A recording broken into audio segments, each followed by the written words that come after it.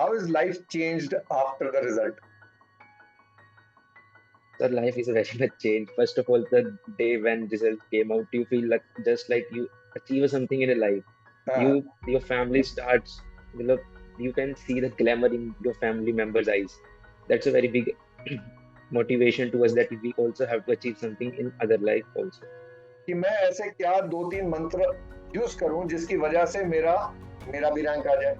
तो अब जो नेक्स्ट पेपर आ रहे हैं सितंबर में आ रहे हैं, कुछ बच्चे हैं जो क्लियर Yes. नहीं कर पाए, कुछ अभी जनवरी के लिए प्रिपेयर कर रहे हैं। तो let us take your journey back कि आपने एक ओवरऑल स्ट्रैटेजी क्या बनाया था?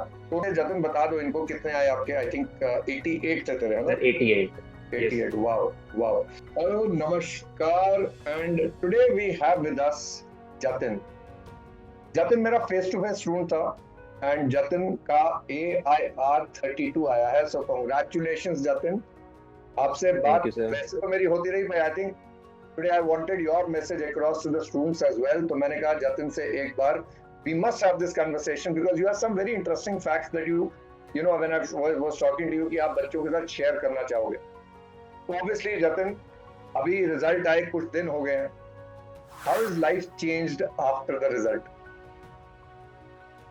So life is very much changed. First of all, the day when result came out, you feel like just like you achieve something in your life. हाँ Your family starts, मतलब, you can see the glamour in your family members' eyes. That's a very big motivation to us that we also have to achieve something in other life also. मतलब इज्जत बढ़ गई आपकी सबके आंखों में Yes, sir. So how has the journey been were you aiming for the rank क्या आप रैंक के लिए एम कर रहे थे या आप बस Sir, पढ़ाई कर रहे थे रैंक तो आ गया कैसे हुआ ये in initial days, I was only studying whatever my teachers taught me and I follow their guidance.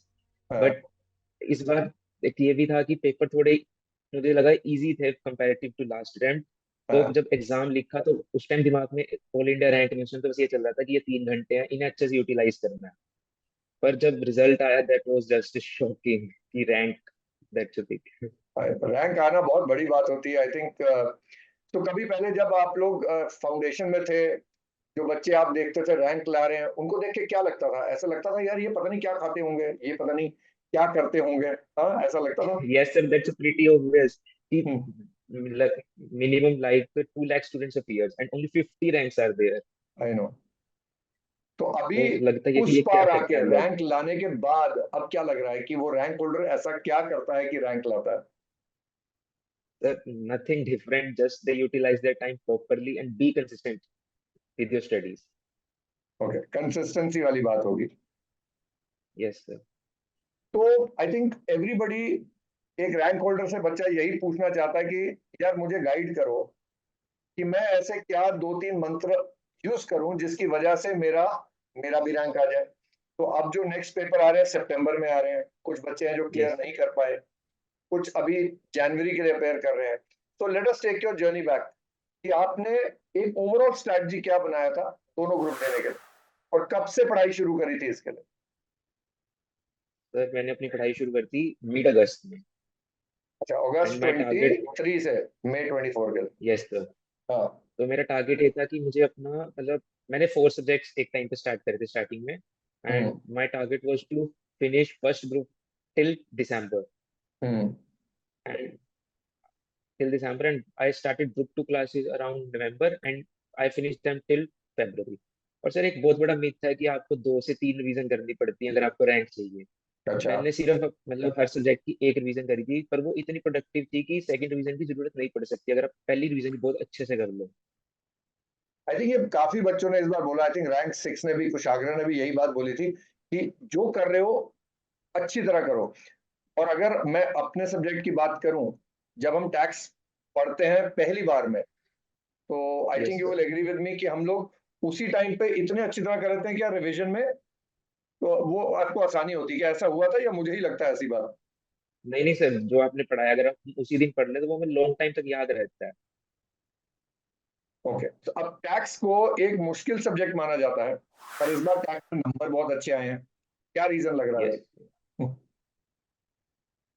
Sir, reason तो कुछ नहीं, एक तो ये था कि टीचर पे भी डिपेंड करता है। अगर टीचर पहले ही आपको बैड के लिए तैयार कर दे कि इससे बुरा क्या ही होगा, तो वो पेपर में इससे बुरा हो ही नहीं सकता। अगर आपकी प्रिपरेशन इतनी अच्छी है कि आपके हम्म। टीचर ने आपको टफेस्ट क्वेश्चन भी सॉल्व करवाए हैं, और मेन तो सर कंसेप्ट बिल्डिंग है, क्वेश्चन तो कहीं से भी आ जाएंगे। आई तो नो, आई आपने थिंक सर ये कंसेप्ट पे बहुत ज्यादा प्रेशर किया था। बिल्कुल, आई थिंक राहुल ने भी यही बात बोली थी, राहुल का भी एआर आया था, उसने भी यही बात बोली कि सर आपने एमटीपी के वो वाले क्वेश्चन भी हमने क्लास में करे जो मुश्किल वाले होते हैं, मुश्किल से मुश्किल क्वेश्चन हमने कर लिया, यस और सर। उसके बाद ऑब्वियसली तो क्या आपको लगता है आईसीआई के मॉड्यूल्स आपने देखे थे? क्योंकि कई बच्चों का सवाल होता है कि सर आईसीआई के मॉड्यूल भी देखे? No sir. नहीं देखे?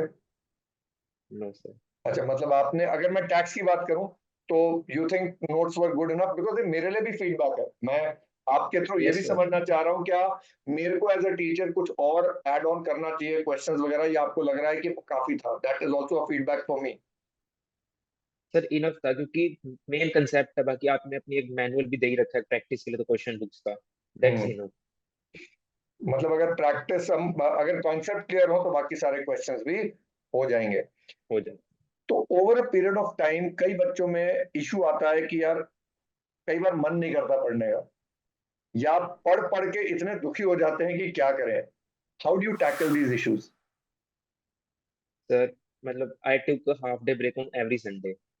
Very nice, very nice. मैंने सर ये और ब्रेक सिर्फ खत्म किया था लगभग अप्रैल में जाके, अप्रैल तक मैं हर हाफ संडे ब्रेक लेता था। सो माइंड फ्रेश रखना पड़ेगा if you want to keep yes continuing. Sir. और जब पढ़ने का मन नहीं करता तो क्या करते थे? सर डिपेंड करता है, अगर जैसे मानो मेनली होता है थ्योरी सब्जेक्ट्स में, हम्म। तो उसमें क्या होता है कि पढ़ते पढ़ते ना बोर हो जाते हैं कि एक ही प्रोविजन बार बार पढ़ रहे हैं। तो हम्म। मैं उस टाइम क्या करता था, उसको बंद करके प्रैक्टिकल स्टार्ट कर लेता, क्योंकि मेरा शुरू से इंटरेस्ट प्रैक्टिकल में बहुत ज्यादा था। तो वो हम्म। मूड भी ठीक हो जाता था, और वो इतना प्रैक्टिकल सब्जेक्ट खत्म हो गया, फिर उसके बाद मैं थ्योरी दोबारा स्टार्ट कर लेता था। सो बेसिकली जब एक सब्जेक्ट का प्रोडक्टिविटी कम हो रहा दिख रहा है तो उसको छोड़ दीजिए, जबरदस्ती उसी को पे मत लगे यस। रहिए, किसी और सब्जेक्ट को उठा लीजिए। Yes actually sir. वेरी, हाँ बिल्कुल ठीक। सो अब now if we overall look at the strategy for tax, मैं सिर्फ टैक्स का पे फोकस करता हूँ, तो आपने कॉन्सेप्ट पे ध्यान दिया, एंड ऑफ कोर्स लिख के प्रैक्टिस कितनी बार करा बेटा? सर मैंने वो सिर्फ एग्जाम टाइम्स में हर क्वेश्चन एक बार करके देख लिया था कि प्रेजेंटेशन कैसे करनी है। बाकी मेनली मैं कंसेप्ट में ही था। कंसेप्ट पे ही था, मतलब लिख के प्रैक्टिस ज्यादा नहीं करा आपने? No sir. अच्छा। टैक्स में नंबर वैसे जतिन बता दो इनको कितने आए आपके? आई थिंक 88 थे तेरे, है ना? सर 88। Yes 88, wow. वाओ। एक बार मैं ये भी मान के चलेंगे पेपर वाज रिलेटिवली बाकी अटेम्प्ट से हल्का सा आसान था, पर फिर भी यस। 88 लाना इज अ ह्यूज वो। एंड इस बार तभी आईसीआई ने marking, I think normal marking करी है, इस वजह से बच्चों को जो डिजर्व करते हैं वो मार्क्स मिले हैं। नाउ जो लोग अभी नहीं क्लियर कर पाए, और कई बच्चे हैं जिनके नहीं क्लियर कर पाए, अकाउंट्स नहीं क्लियर कर पाए, कईयों का लॉ नहीं क्लियर हुआ, कईयों का टैक्स नहीं क्लियर हुआ, what is your strategy for accounts and law also? क्योंकि वो एक ग्रुप देने जाएंगे सितंबर में, अभी उनके पास 40 दिन यस रहेंगे, तो what is it you think they should also do कि वो इसको क्रैक कर पाए? सर। सबसे पहली बात, लॉ सब्जेक्ट्स में राइटिंग प्रैक्टिस जरूरी है, क्योंकि अब लॉ का पेपर इंस्टीट्यूट बहुत ज्यादा लेंथी देने लग गया है। लेंथी देने तो कई लगे। बार बच्चों का वो फुल्ली हो ही नहीं हो पाता है कंप्लीट। और हम्म। सेकंड अकाउंट्स में सर, मतलब आप अगर वो करते हो जैसे थोड़ा सा सिलेक्टिव स्टडी करो कि इस चैप्टर में से क्वेश्चन आएगा, कि हम्म। जैसे कुछ चैप्टर्स हैं जिनमें से क्वेश्चन आता ही आता है, तो वो सही हम्म। रहता है। कई बच्चे क्या करते हैं, जो इजी चैप्टर्स होते हैं स्टार्टिंग में वो रिवाइज करना शुरू करते हैं, जिससे उनको कॉन्फिडेंस तो आ जाता है स्टार्टिंग में, बट वो लास्ट में जाते जाते बिल्कुल कॉन्फिडेंस खत्म हो जाता है, क्योंकि वो मुश्किल चैप्टर लास्ट के लिए रख लेते हैं। कि आपको बैलेंस रखना चाहिए, मान लो एक आपने मीडियम चैप्टर करा, फिर थोड़ा टफ किया, देन इजी किया, कि वो साइकिल सही रहे। Okay, I think you rate a very good point कि चैप्टर वाइज चलते हैं, तो चलो टैक्स पे आते हैं चैप्टर वाइज। आपको क्या लगता है इनकम टैक्स में, अगर मैं इनकम टैक्स और जीएसटी अलग ले लूं, इनकम टैक्स में कौन से ऐसे चैप्टर्स हैं जिन पे बच्चों को बहुत ध्यान देना चाहिए? सर फर्स्ट ऑफ ऑल एक बच्चे क्या करते हैं, स्टार्टिंग से ही उस पे शुरू हो जाते हैं हेड्स ऑफ इनकम पे, जिसमें से हाँ। क्वेश्चंस आएंगे, पर उसके साथ साथ जो छोटे छोटे पॉइंट्स होंगे, टीडीएस, गिफ्ट्स, एंड आप टैक्स रेट्स कर लो, वो बच्चों को ध्यान नहीं देते, जिसकी वजह से पूरा क्वेश्चन नहीं सोल्व हो पाता। And how is it that हमने क्या अलग करा था, एक बार ये भी बता दो। सर हमने तो स्टार्टिंग से ही सबसे पहले हमने रिटर्न स्टार्टिंग में करा, टीडीएस, गिफ्ट, जो चैप्टर आगे यूज होंगे हर हेड्स में, आपने पहले वो करवाए थे। तो मैंने पहले रेजिडेंशियल स्टेटस, फिर मैं गिफ्ट्स कराता हूँ, फिर मैं रिटर्न्स कराता हूँ, फिर मैं टीडीएस टीडीएस कराता हूँ, और इसी में आई थिंक 1.5-2 महीना लग जाता यस सर। है, और फिर हम हेड शुरू करते हैं। बिकॉज आई थिंक पेपर का रेलेवेंस तो है ही है, पर अगर हम टीडीएस के बगैर कोई भी हेड आप नहीं समझ सकते, रिटर्न्स के बगैर आप कोई भी हेड ऑफ इनकम नहीं समझ सकते, तो हम इसको एक चैप्टर ना मान के पूरा एक एक्ट माने, पूरी एक स्टोरी माने, तो ये आई थिंक बच्चों के दिमाग में अच्छी तरह बैठता है। आई एम ग्लैड आपके साथ साथ बहुत सारे बच्चों ने यही बात बोली। तो टीडीएस हो गया, रिटर्न्स हो गया, और पेपर के एंगल से इनकम टैक्स में और कौन सा चैप्टर है जो आपको लगता है बहुत इंपॉर्टेंट है? सर इस बार उसके ऊपर भी बहुत क्वेश्चन आ रहे हैं, जो पैन एंड धार वाला चैप्टर है कि आप हाँ लिंक कब तक कराना है, पेनल्टीज क्या है उसकी, हाँ कब जरूरी है लिंक कराना है वो सर। हाँ। कई बच्चे पूछते हैं सर आप बता दीजिए ना कौन सा चैप्टर छोड़ जाएं, तो क्या लगता है जतिन, कोई चैप्टर छोड़ सकते हैं हम उस पेपर के लिए? नो सर, कुछ नहीं पता, कि इंस्टीट्यूट को आप प्रेडिक्ट नहीं कर सकते हो कब क्या आपसे पूछ सकता है। तो सारा कुछ करना। और जीएसटी में क्या लग रहा है, व्हाट इज द जीएसटी का पेपर किस प्रकार का होता है? प्रैक्टिकल होता है या थ्योरी होता है, या कुछ भी कर सकता है इसे? सो कैसे उसको प्रिपेयर करते हैं? सर वो मिक्स होती है, मतलब मेनली वो 30 to 40% प्रैक्टिकल रहता है, बाकी थ्योरी होता है। हाँ मतलब अगर मैं बात करूं 50 नंबर का पेपर है, तो आप कह रहे हो उसमें से 15-20 नंबर प्रैक्टिकल है, बाकी थ्योरी है। Yes sir. हाँ, तो हाउ डू यू जीएसटी में कौन से चैप्टर्स आपको लग रहा है बहुत एसेंशियल है?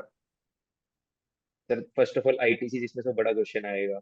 हाँ, देन आप जा सकते हो, एक रजिस्ट्रेशन के ऊपर क्वेश्चन आता है सर। रजिस्ट्रेशन के ऊपर आता है, कॉम्पोजिशन डीलर हो गया। कॉम्पोजिशन डीलर प्लेस हो। Of supply. और आईटीसी तो ऐसा चैप्टर है जिसको पूरा लिंक करना पड़ता है विद द एंटायर जीएसटी, है कि नहीं? Yes yes sir. चलो आई थिंक अब फाइनल की तैयारी आप करने लगे, शुरू हो गए, I am sure you will be appearing for that. तो फाइनल के लिए क्या अब शुरू से you are going to be aiming for that rank? Sir yes, aim तो करना है सर, टारगेट बिल्कुल, लेके चलना ही है। बिल्कुल टारगेट लेके चलना है। सो चलिए जतिन, जाते जाते मैं अगर बोलूं ऐसी 3 चीजें जो आपको लगता है करनी बहुत जरूरी है मेंटल स्टेबिलिटी के लिए या एग्जाम प्रिपरेशन के लिए, एज कैरेक्टर ट्रेट्स क्या होने चाहिए, बच्चों को क्या अपनाना चाहिए mentality wise? Sir first of all never take pressure. ये कोई वो नहीं है कि आप प्रेशर लेके जीत जाओगे, आपको अपना माइंड काम रखना है। सेकंड, अगर आपसे किसी दिन पढ़ाई नहीं हो रही तो ये ना सोचो मैं आज पढ़ नहीं पा रहा, बल्कि उस टाइम थोड़ा सा ब्रेक ले लो ताकि आपकी प्रोडक्टिविटी रीगेन हो जाए। थर्ड सर, वेरी वो जो 3 घंटे है ना, उसमें आपको अच्छे से परफॉर्म करना है। और एक कई बार क्या होता है, बच्चा अपने साथ वाले को देख के घबरा जाता है कि वो इतना लिख रहा है, मैं लिख नहीं पा रहा। तो आपको उस टाइम सिर्फ अपने ऊपर फोकस करना है। जब याद है मैंने कहानी भी सुनाई थी, और मेरे को याद भी है, मेरा लॉ का पेपर था, सीए फाइनल का, और मेरा स्ट्रॉन्ग सब्जेक्ट था, और मैं वहां देखूं, मैं से लिखा नहीं जा रहा, मेरे को याद नहीं आ रहा कुछ, और सारे क्लासरूम में जितने एक्स्ट्रा शीट लेके लिख रहे हैं, मैं घबरा गया था उस क्लास के अंदर। और हमारे टाइम पे वो जब मैंने रोल नंबर्स में पास देखा, एक गैजेट आता था हमारा जिसमें हमें पता चल जाता था, तो मेरे को रियलाइज हुआ कि मेरे आगे और पीछे जितने रोल नंबर से कोई क्लियर नहीं हुआ। तो मेरा सबसे पहले दिमाग गया, अरे यार उस क्लास में वो जो लोग इतना लिख रहे थे उनमें से कोई भी क्लियर नहीं हुआ, पूरी क्लास में मैं क्लियर था। तो आई थिंक ये बहुत सही बोला है कि आसपास मत देखो, पता नहीं कौन क्या लिख रहा है, आप अपने पेपर पे ध्यान दीजिए। तो Jatin, I think it's been a pleasure talking to you, and thank you for sharing your insights, and all the best for the future बेटा।